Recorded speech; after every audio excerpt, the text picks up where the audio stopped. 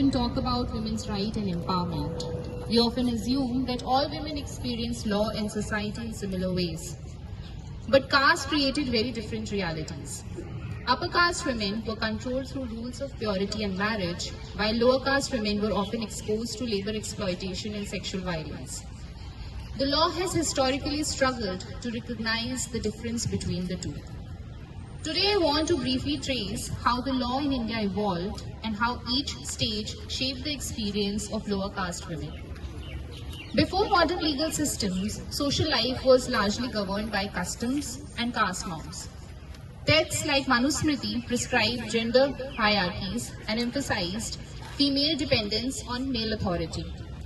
However, caste created different gender regimes, where on one hand, upper caste women had restricted mobility, strict marriage rules, and emphasis on chastity and purity. Lower caste women often worked in agriculture and labor, had greater mobility, and sometimes even had practices like widow remarriage.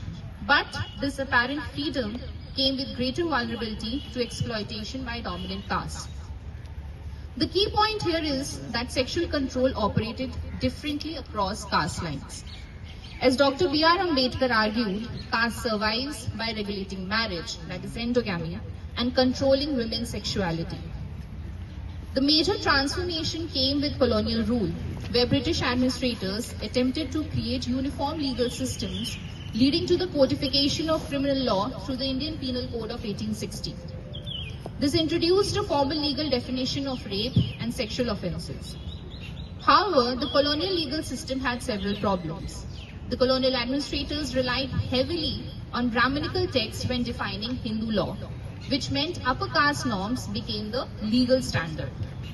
In many rape trials, courts assumed that women from labouring or lower caste backgrounds were less respectable or more sexually experienced, which made it harder for them to prove the sexual assault. Even the medical jurisprudence texts like Shevers, Modi's, which are Modi's textbook is even till now used in the Indian Court of Law, it evaluated rape cases through bodily injury, resistance, and signs of virginity. These conventional stereotypical standards often disadvantage poor and labouring women whose bodies did not fit these expectations. Thus, though colonial law claimed neutrality, it often reproduced hegemonic caste and gender hierarchies. The most important legal shift occurred after independence, where Dr. B.R. Ambedkar incorporated in the very heart and soul of the Indian Constitution the concepts of equality before law, prohibition of discrimination, and abolition of untouchability. When we talk about women's rights in India, we often speak as if all women experience patriarchy in the same way, but the reality is different. For many women from dominant castes, the struggle historically revolved around domestic patriarchy, including marriage, inheritance, or education. But for women from marginalized castes, particularly Dalit and Adivasi women, the struggle has always been dual, where they had to face patriarchy within the society on the one hand, and on the second hand, caste domination enforced through violence, including physical violence, sexual violence, and mental violence, labor exploitation, and sexual control. The law initially failed to recognize this intersection, where historically sexual violence was used as a tool of caste power. But over time, a series of cases forced the legal system to confront how caste and gender operate together. Today, I want to trace this evolution through three landmark moments. The first one is, which was the most important turning point in Indian criminal law, the case of Tukaram versus State of Maharashtra of 1978. Mathura, who was a young Adivasi girl, was taken to a police station in Maharashtra in 1972. Inside the police station, she was raped by two policemen. The trial court acquitted the accused. High Court convicted them. But in 1979, the Supreme Court of India overturned the conviction, and the court's reasons were, Mathura did not raise an alarm. There were no serious injuries. She was habituated to sex, so she must have consented for the act. Mathura did not have injuries and her vagina admitted 2 fingers easily and thus deemed her an unreliable witness. She was a shocking liar whose testimony is riddled with falsehood and improbabilities. These were the statements of Supreme Court of India. This judgment exposed how caste and class bias operated within the legal system. A poor tribal girl was presumed to be sexually available and therefore incapable of being raped. The judgment triggered unprecedented protest. 4 law professors wrote to the Supreme Court, and for the first time, sexual violence was discussed as a structural issue rather than an individual crime. The movement led to the major law reforms in 1983, which introduced recognition of custodial rape,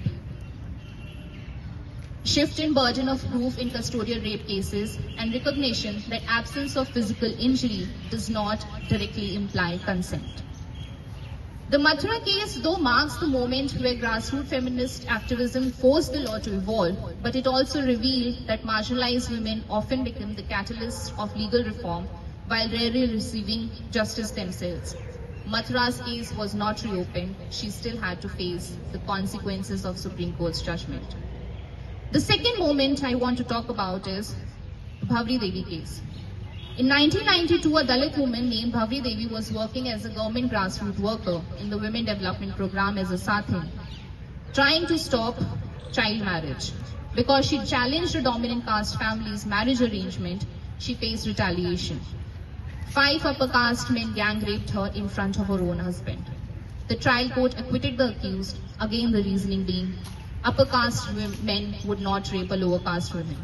A husband would not remain passive during such an assault. These arguments again revealed how caste hierarchy shaped judicial thinking. Women's group realized something important in this case, that Bhavri Devi was assaulted while performing her government duties. Her rape was therefore connected to her work environment. This led to another landmark Supreme Court case, Vishaka versus State of Rajasthan, where the Supreme Court of India recognized sexual harassment at the workplace as a violation of Equality, Article 14, Non-Discrimination, Article 15, and Right to Life and Dignity, Article 21. Because India had no specific law on sexual harassment, the court laid down the Vishaka guidelines, which continue to play an important role in the labour market of India today as POSH. Even though Bhavri Devi's struggle produced one of India's most important gender law, she herself did not receive justice for decades. Again, a lower caste woman's suffering became the foundation of legal reform. The third moment I want to talk about is the recognition of caste-based sexual violence through the SC/ST Atrocities Act. Sexual violence has been used as a weapon of caste domination, and to address this, the Parliament enacted the Act in 1989. This law was important because it acknowledged that violence against Dalit and Adivasi people is not just individual crime but structural oppression. Specific protections for women, such as the acts were criminalized, such as sexual assault against Dalit and Adivasi women, public humiliation and stripping, parading naked, social and economic boycotts. Instead of treating sexual violence purely as gender violence, it recognized caste-based sexual violence as a distinct legal category. If we look at these moments together, we see a clear trajectory. Initially, the law treated sexual violence as an individual moral issue. But Mathura forced the law to address custodial power. Bhavri Devi led the law to recognize sexual harassment at work. The SC/ST Atrocities Act acknowledged caste-based sexual violence. Together, they represent a movement from customary subordination to constitutional claims. Low caste women have increasingly used the constitution, particularly equality and dignity, to challenge deeply entrenched social hierarchies. Today, when we celebrate, not today, but 2 days prior, when we celebrated International Women's Day, and even today, it is important to remember that the history of women's rights in India cannot be told without the struggle of Dalit and Adivasi women. And many of the legal protections we take for granted today emerged because marginalized women forced the law to confront realities it had long ignored. Despite these legal advances, the gap between law and social reality remains significant, which includes delay in filing FIR, inadequate police investigation, intimidation of victim families, and low conviction rates. The Kailanji massacre of 2006, the Hathras rape case of 2020, and many more are just few handful examples which caught the public light. It is perhaps here that the words of Dr. B.R. Ambedkar remain particularly relevant. As Ambedkar famously observed, I measure the progress of a community by the degree of progress which women have achieved. If we take this measure seriously, the journey of lower caste women from the margins of customary systems to asserting constitutional claims remains an unfinished project, one that continues to challenge both society and the law to move beyond formal equality towards substantive justice.